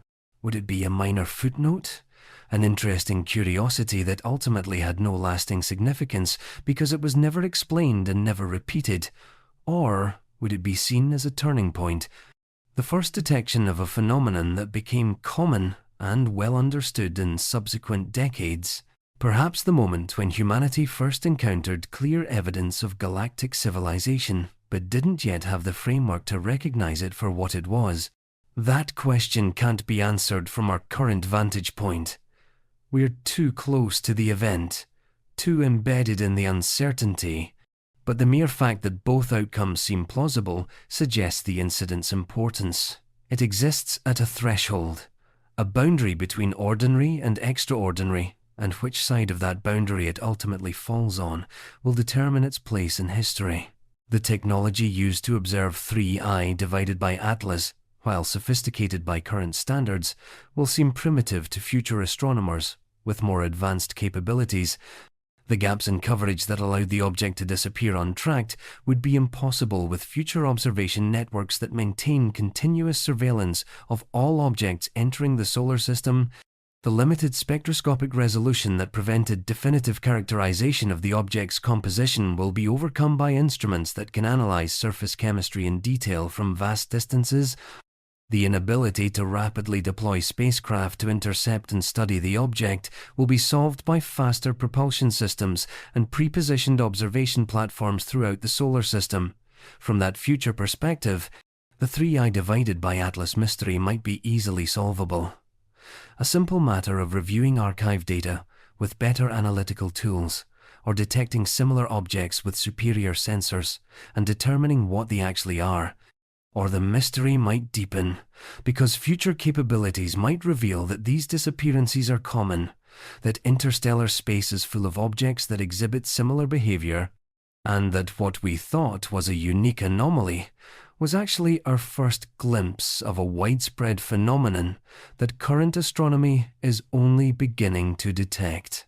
The question of whether humanity should try to signal or communicate with interstellar objects like 3I divided by Atlas has been debated since the incident. Some argue that if these objects are artificial, if they're probes from other civilizations, then attempting to communicate with them is natural and important, could lead to knowledge exchange, or at least demonstrate humanity's presence and technological capability to whoever receives the signals. Others argue that announcing our existence to unknown entities whose intentions and capabilities we can't assess is potentially dangerous. That caution should prevail until we better understand what we're dealing with. This debate mirrors the larger SETI controversy about whether humanity should actively transmit messages into space or remain quiet listeners. And like that broader debate, it involves speculation about possibilities that might never materialize, but that carry such profound implications that they warrant serious consideration even in the absence of proof. The philosophical implications of the 3I divided by Atlas case extend beyond questions of extraterrestrial intelligence to touch on epistemology, on how we know what we know, and what constitutes sufficient evidence for belief. The incident presents a scenario where careful observation by trained scientists using sophisticated equipment produces data that defies conventional explanation, forcing a choice between stretching natural explanations to their limits or considering possibilities that seem to belong to science fiction. This choice is not just an academic exercise, but a fundamental question about how to approach reality when it refuses to conform to expectations. Do we trust the data even when it leads to uncomfortable conclusions? Or do we trust the frameworks even when they can't accommodate the data? The answer should probably be that we trust neither absolutely, that we hold both data and frameworks tentatively, always ready to revise when better information or better theories become available. But that philosophical nuance is difficult to maintain in practice when faced with specific cases that demand interpretation and decision. Consider the emotional experience of observing something vanish, of watching an object for weeks, tracking its motion across the sky, building a mental model of its trajectory and behavior, and then having it simply not be where it should be, where every calculation says it must be, where the laws of physics demand it must be. That violation of expectation, that betrayal of the predictive power that makes astronomy possible, must create a kind of cognitive vertigo, a moment where reality seems less solid than it did before.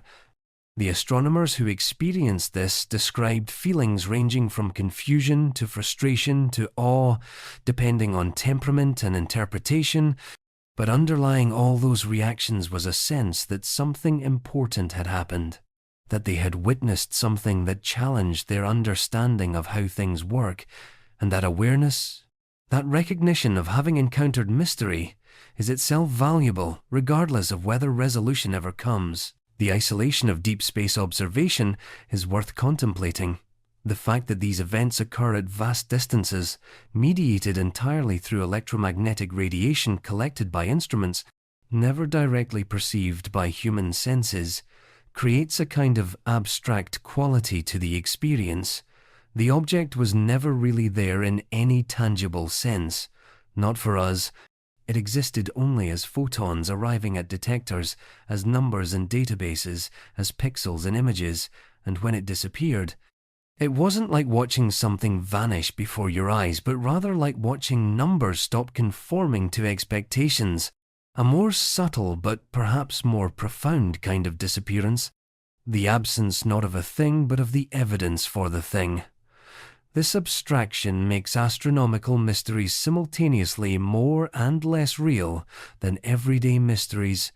Less real because they're so removed from direct experience, more real because they're documented with precision impossible in most other domains, creating a paradox where something can be simultaneously absolutely certain in its observation and absolutely mysterious in its interpretation. The concept of tracking itself becomes interesting in this context. What does it mean to track something across cosmic distances? It means predicting where the object will be based on its observed motion and the laws of physics, then pointing instruments at that predicted location and verifying that the object is indeed there. It's a continuous process of hypothesis and confirmation, each observation confirming that the object is following the expected path. And when that confirmation fails, when the object isn't where it should be, the tracking has failed. But what has actually failed? Has the object changed its behavior? Have the laws of physics been violated? Have the observations been misinterpreted? Has some unknown factor intervened? The failure of tracking is a failure of understanding, an indication that some element of the system has not been correctly modeled, and determining which element is the challenge that 3I divided by Atlas poses. Time perception in astronomy is strange, because the light arriving at telescopes left the object minutes or hours or years ago, depending on distance. So astronomers are always looking at the past, seeing things not as they are, but as they were.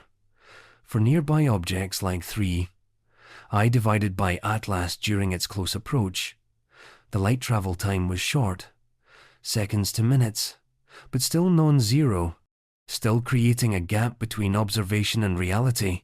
When the telescopes lost visual contact with 3I divided by Atlas at 23:47 UTC, the object might have disappeared minutes earlier, and astronomers only learned about it when the light that should have contained its image arrived without it.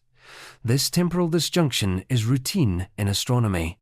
so embedded in practice that it rarely receives conscious attention, but it means that the disappearance wasn't observed in real time, but rather was inferred from the absence of expected signals, a subtle distinction, but one that affects how we think about what happened. The search patterns used to try to reacquire 3I divided by Atlas after its disappearance reflected different assumptions about what might have happened. Some search strategies assumed the object had continued on its original trajectory, but had somehow become dimmer or harder to detect, so they searched along the predicted path looking for faint objects. Other strategies assumed the object had accelerated or changed direction, so they searched expanding volumes around the last known position, calculating where the object could have reached, given various acceleration magnitudes and directions. Still other strategies assumed the object had fragmented, so they looked for debris, clouds, or multiple smaller objects moving on related trajectories. Each search strategy was testing a hypothesis about the nature of the disappearance, and the null results from all strategies collectively suggested that none of these simple explanations was correct, that whatever happened was more complex than a straightforward physical process that could be modeled with conventional orbital mechanics. The role of automation in modern astronomy meant that much of the 3I divided by Atlas observation was conducted by robotic systems following programmed protocols, telescopes pointing themselves based on predicted coordinates, cameras exposing and reading out without human intervention, software analyzing images and flagging anomalies automatically. This automation is necessary given the volume of data modern astronomy generates and the speed at which transient phenomena occur. But it also means that human observers are often one step removed from the observation, relying on systems to tell them what's happening rather than seeing directly. When those systems report anomalies, there's always a question of whether the anomaly is real or artifactual, whether the hardware or software has malfunctioned, or whether something genuinely strange is happening in the sky. The validation process for the 3I divided by Atlas disappearance involved checking all these possible failure modes, confirming that multiple independent systems saw the same thing, ruling out the possibility that this was a technical glitch rather than a real phenomenon, that validation was successful. All systems agreed that the object was missing. But the process highlights how mediated and indirect modern astronomical observation has become. The intersection of amateur and professional astronomy in the 3I divided by Atlas case demonstrates how these communities can complement each other. Professionals have access to larger instruments and more sophisticated analysis tools, but amateurs have flexibility and persistence that professional projects often lack. The ability to monitor targets continuously, to follow hunches that might not warrant official telescope time, to explore ideas that seem too speculative for formal research programs. In the 3I divided by Atlas investigation, this complementarity was evident. Professionals conducted systematic searches using major facilities, while amateurs filled gaps in coverage and explored alternative interpretations. Neither community alone could have done everything. Together they created a more comprehensive investigation than either could achieve independently. This collaboration model, facilitated by internet communication and data sharing, represents a significant change in how astronomy functions, moving toward a more distributed and participatory model where many contributors with different resources and perspectives work on shared problems. The psychological need for closure that humans experience makes mysteries like 3I divided by Atlas particularly compelling but also particularly frustrating. We want answers, want to know what happened, want the story to have an ending that makes sense, but nature doesn't care about our narrative preferences. Phenomena occur according to their own logic, sometimes providing clear explanations and sometimes not. Learning to accept uncertainty, to live comfortably with unanswered questions, is a skill that astronomy teaches, but that doesn't come naturally to most people. The 3I divided by Atlas case provides an opportunity to practice that acceptance, to acknowledge that maybe we'll never know what happened, and that's okay. The universe doesn't owe us explanations, and our ignorance doesn't diminish the reality of what occurred.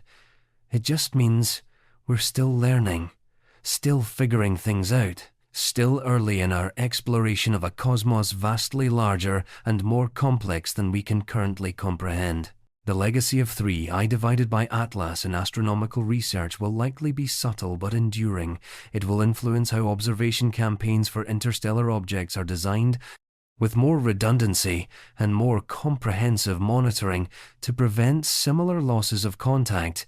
It will affect how anomalies are interpreted, with greater willingness to consider unconventional explanations when conventional ones prove inadequate.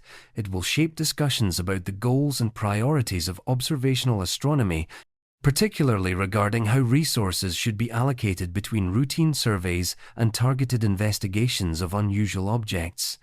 And it will serve as a reference point in debates about the possibility of artificial objects in space, whether from terrestrial or extraterrestrial origin, providing a concrete example of how such objects might behave if they wish to avoid detailed observation. These influences might never be explicitly acknowledged.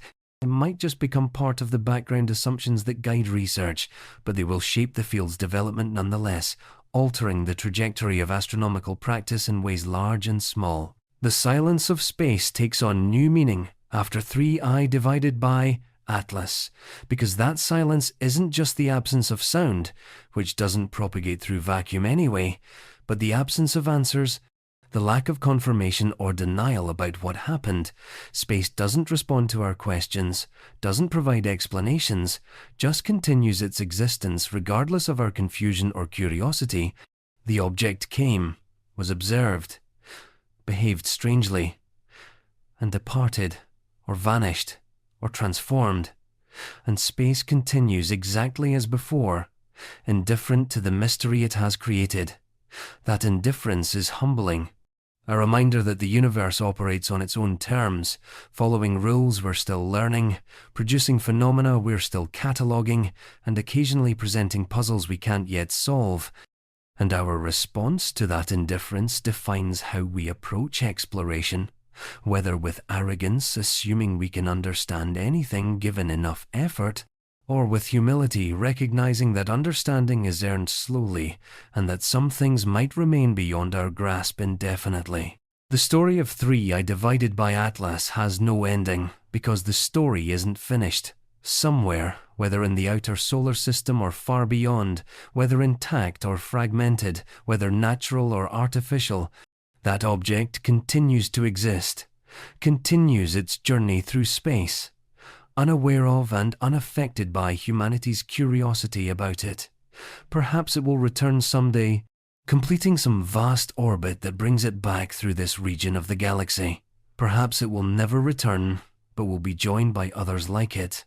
Other interstellar visitors that exhibit similar behaviors and that gradually reveal through multiple examples what a single case left, ambiguous, or perhaps 3I divided by Atlas was unique, a one-time occurrence that will never be repeated or explained, a permanent mystery that becomes part of astronomy's folklore, mentioned alongside other famous unknowns, a reminder that for all our sophisticated instruments and mathematical models and theoretical frameworks, we're still observers of a reality that sometimes refuses to cooperate with our desire for understanding.